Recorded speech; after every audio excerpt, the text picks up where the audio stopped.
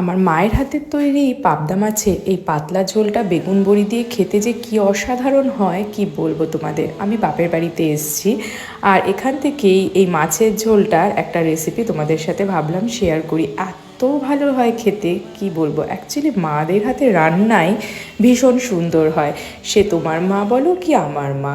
আজকে করেছিল পাবদা মাছের ঝোল বেগুন বড়ি দিয়ে, একদম পাতলা, খুব সিম্পল রান্নাটা, মশলা সেরকম বেশি কিছু লাগে না।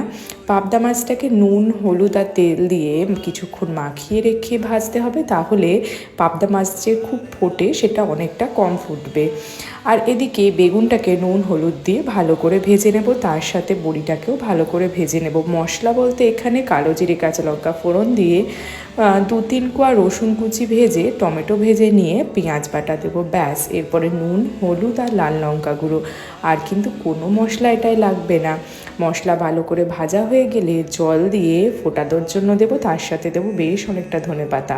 তারপরে বেগুন বড়ি বড় বড় পাবদা মাছ দিয়ে আর একটু ফুটিয়ে ধনেপাতা ওপর থেকে ছড়িয়ে নামিয়ে নিলেই রেডি। অসাধারণ লাগে।